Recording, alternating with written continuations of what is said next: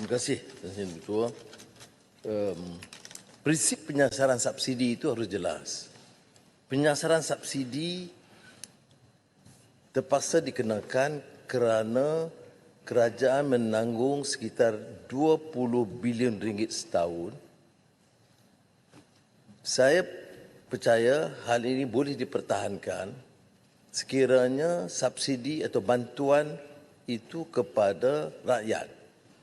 Soalnya sekarang ialah apakah munasabah bagi kerajaan meneruskan subsidi kepada bukan warga negara dan golongan teratas termasuk mahakaya.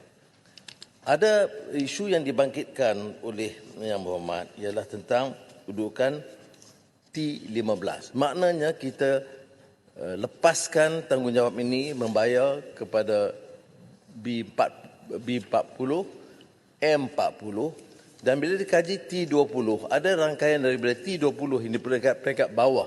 Itu mungkin pendapatannya agak sedikit rendah. Maka dinaikkan. Dan ini bukan perkara baru sebab dalam penyasaran subsidi diesel digunakan prinsip yang sama T15. Apa kuantumnya? Itu sedang dikaji kerana kita rasa yang ditekankan oleh DOSEM sekitar RM13,000 mungkin terlalu rendah. Maka rencana sekarang yang dibincangkan oleh jabatan-jabatan kewangan dan ekonomi dan berkaitan KPDN ialah untuk menaikkan sedikit supaya tidak membebankan. Jadi pendapatan seisi keluarga itu tidak terikat dengan yang ada sekarang. Bila nak dilaksanakan, kita jawab di sekitar pertengahan tahun. Soal penurunan, ada kaitan dengan penurunan.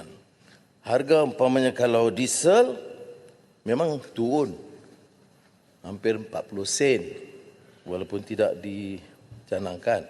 Jadi maknanya janji turun itu turunlah. Cuma belum lagi RON 95. Tetapi yang penting di sini diketahui ialah bahawa subsidi tidak membebankan 85% rakyat. Jadi sepatutnya kita janganlah jadi jaguh T15 seperti yang disuarakan banyak dalam ucapan pembangkang. Kalau dikatakan baik, jangan bebankan di kalangan T15 yang pendapatan itu rendah. Saya boleh terima. Sebab ini yang menyebabkan keputusan kita buat daripada T20 jadi T15. Kemudian menangguhkan kerana kita kaji pendapatan seisi rumah, kalau sekitar 13,000 mungkin tidak termasuk dalam golongan yang agak berpendapatan yang lumayan. Tetapi kalau T5% di atas tu, kalau bila kita pertahan T15, kita pertahan semua. Yang dapat 100,000 sebulan, 1 juta sebulan, ada. Jadi mengapa tak ada pendirian untuk menyatakan, ya wajar kita kenakan bayaran semasa ikut pasaran kepada golongan mahakaya dan golongan teratas. Itu pun tak boleh. Ini yang dibangkitkan. Jadi saya terima kasih kepada Yang Berhormat kerana bagi ruang ini. Yang kedua ialah terkait dengan isu yang di bahagian kedua tentang dividen tadi. Cuma minyak saya nak sebut juga sebab dipermainkan soalnya kerana saya sebut dulu Singapura, Thailand, Indonesia. Indonesia juga pengeluaran minyak. Harganya masih RM3.30. Kita pengeluaran minyak RM2.05. Tapi kadang-kadang bila dia ucap, dia lepaskan kenyataan bahawa saya selalu bandingkan dengan Arab Saudi. Tapi itu dipadamkan. Jadi tidak ada keikhlasan dalam berhujah tetapi hanya memain sandiwara politik. Kerana Saudi sekarang RM2.62. Semasa kita usulkan penurunan harga minyak, harga di Saudi 50 sen. Mengapa tidak dihujahkan hal ini? Kita boleh naik, tapi maknanya bila kalau kita boleh turunkan harga minyak mendadak, tidak seperti diesel. Diesel kita turun berperingkat ikut pasaran dunia. Kalau turun mendadak, maknanya projek-projek rakyat itu terpaksa dikurangkan. Jadi kita ada pilihan di sini. Sebab itu kita akan naikkan ikut harga pasaran kepada warga asing, bukan warga negara, dan juga T15. Yang kedua, soal yang terkait dengan pemegang saham. Ya. Sekarang ini 100, saya katakan tidak, pendapatan dividen melebihi RM100,000, 2%. Ya.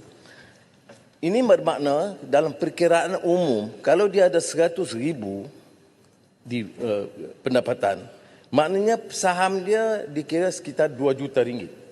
Jadi orang yang ada 2 juta, bayarlah 2%. Itu kalau lebih pada RM100,000. Dan dia melibatkan sama ada dia syarikat tersenarai atau tidak. Dengan cara sedemikian, kita ada sistem pencukaian yang progresif. Kalau dia ada 2 juta saham dengan dividen RM100,000, bayarlah. Kalau RM100,000 sekitar RM700-800 sahaja setahun. Takkan tak boleh bayar. Saham dia 2 juta. Itu saham sahaja. Mustahil orang itu ada keupayaan hanya beli saham. Sebab itu dalam pertimbangan kita dalam menetapkan putusan ini ialah supaya mengenakan sedikit bayaran kepada orang yang ada keupayaan. Dan ini termasuk soalan yang Muhammad tadi, termasuk juga syarikat-syarikat ini tidak tersenarai. Okey, dibangkitkan ini termasuk PMKS. Ya, tapi PMKS biasa tidak akan terkena. Hanya bila dia ada pegangan saham yang dianggap sekira lebih kurang 2 juta pegangan, barulah mula bayar.